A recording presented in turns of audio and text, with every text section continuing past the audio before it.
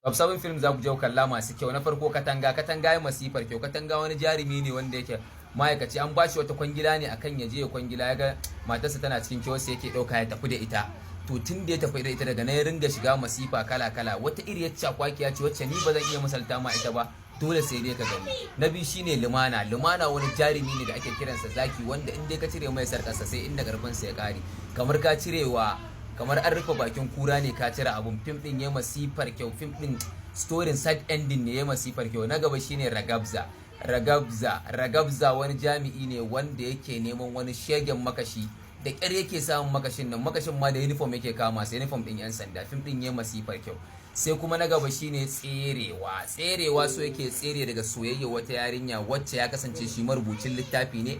Fim din ya masifar kyau. Fim din soyayya ne wanda ƙarshe ke tsinta soyayyarsa a fim din yayi kyau. Sai kuma Sarari ya masifar kyau. Sarari an dora mai bindiga a kansa ya fi so 70, so yake kawai ya ga yaushe ne ranar mutuwar sa ya gani. Duk dan daban da ya da shi sai ya ga bayansa. Fim din ya masifar kyau, ku je ku kalle sa. Sai kuma Fusga ya masifar kyau. Fusga in dai ka ci ka koshe da Ramadan din nan, ka je ka kalli Fusga, ya cikin kayan ciwo. Fim din abin dariya ne.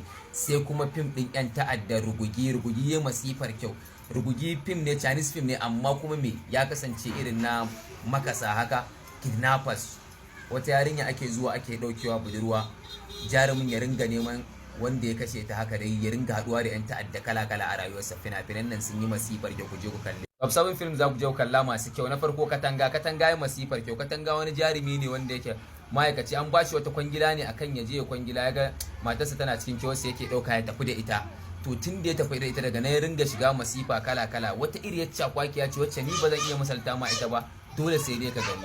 Na biyu shine Lumana wani jarumi ne da ake kiransa zaki, wanda in dai ka cire mai sarkarsa sai inda karfinsa ya kare, kamar an rufe bakin kura ne ka cire abun. Fim din ya masifar kyau. Fim din storin side ending ne ya masifar kyau. Na gaba shine Ragabza wani jami'i ne wanda yake neman wani shegen makashi, da ƙyar yake samun makashin nan. Makashin ma da uniform yake kama sai uniform din yan sanda. Fim din ya masifar kyau. Sai kuma na gaba shine Tserewa so yake tsere daga soyayya wata yarinya wacce ya kasance shi marubucin littafi ne.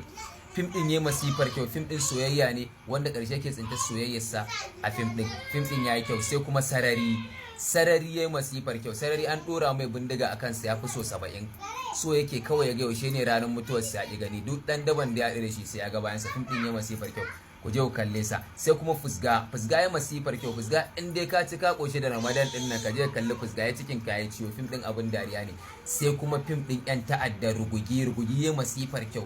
Rugugi fim ne, Chinese fim ne, amma kuma me ya kasance irin na makasa haka, kidnappers.